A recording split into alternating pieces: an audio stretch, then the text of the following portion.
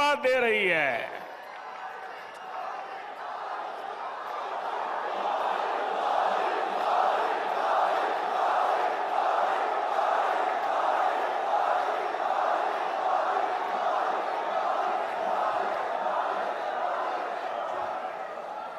अभी कल मुंबई में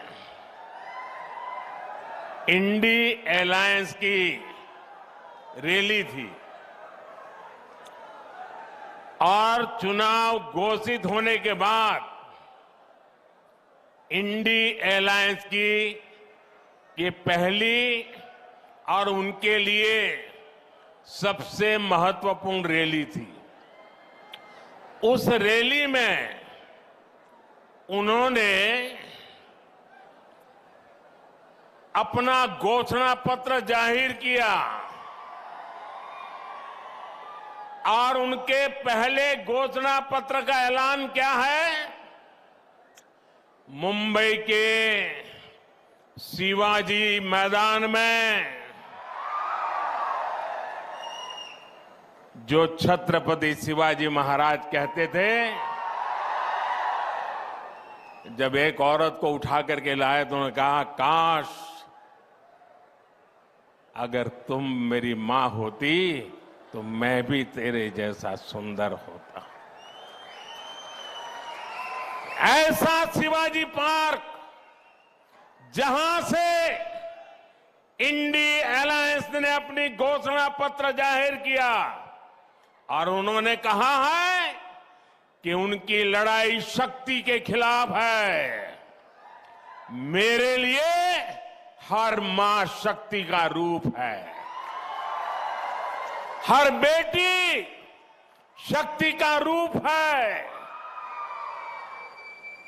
और मेरी इन माताओं बहनों की तरफ से, माताओं बहनों, आपको मैं शक्ति के रूप में पूजा करता हूं।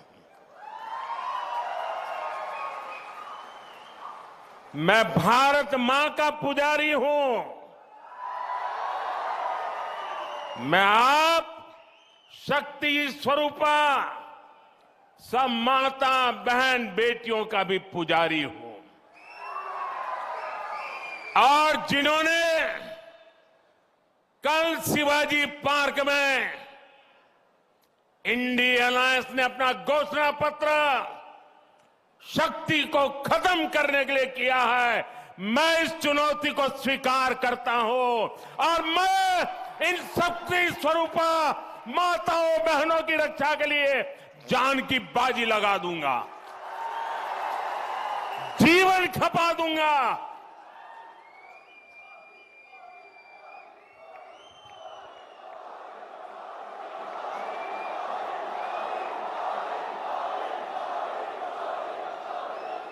क्या भारत की धरती पर कोई शक्ति के विनाश की बात कर सकता है क्या? क्या शक्ति का विनाश हमें मंजूर है? हम सब शक्ति की आराधना करते हैं कि नहीं करते हैं? पूरा हिंदुस्तान शक्ति की आराधना करता है कि नहीं करता है? अरे हमने तो चंद्रयान की सफलता को भी किसको समर्पित किया? चंद्रयान की सफलता को भी, जहां चंद्रयान ने लैंड किया, हमने उस सफलता को भी शिव शक्ति नाम देकर के शिव शक्ति को समर्पित किया है। और ये लोग शक्ति के विनाश का बिगुल फूंक रहे हैं। माताएं बहनें, शक्ति स्वरूपा आप है। क्या ऐसे लोगों को शक्ति का विनाश करने के मौका देंगे क्या? मौका देंगे क्या? शक्ति का विनाश करने वालों का विनाश होना चाहिए कि नहीं होना चाहिए? शक्ति स्वरूपा माताओं की रक्षा होनी चाहिए कि नहीं होनी चाहिए? शक्ति के संस्कार की रक्षा होनी चाहिए कि नहीं होनी चाहिए? और इसलिए भाइयों बहनों, इंडी अलायंस ने कल अपनी घोषणा जाहिर कर दी है। घोषणा पत्र उनका जाहिर हो गया है और इसलिए लड़ाई एक तरफ शक्ति के विनाश के लोग करने वाले लोग हैं, दूसरी तरफ शक्ति की पूजा करने वाले लोग हैं। मुकाबला 4 जून को हो जाएगा। कौन शक्ति का विनाश कर सकता है और कौन शक्ति के आशीर्वाद प्राप्त कर सकता है, इसका मुकाबला 4 जून को हो जाएगा।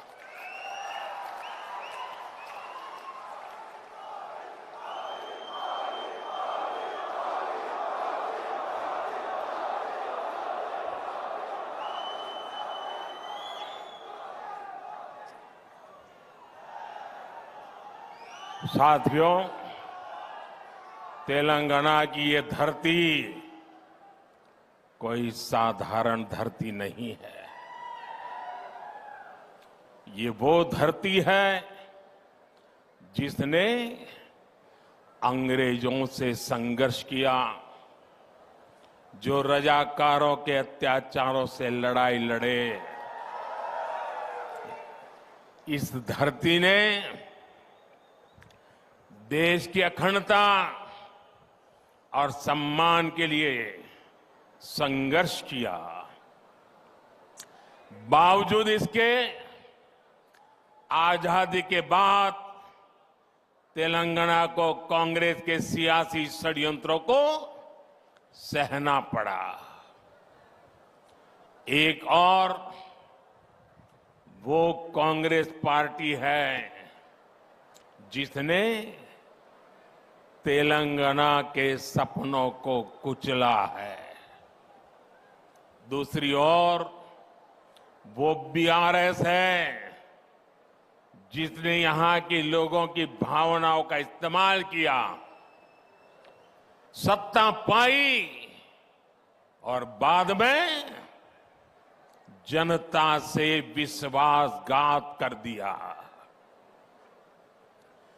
तेलंगाना का निर्माण के पहले 10 वर्षों तक बीआरएस ने,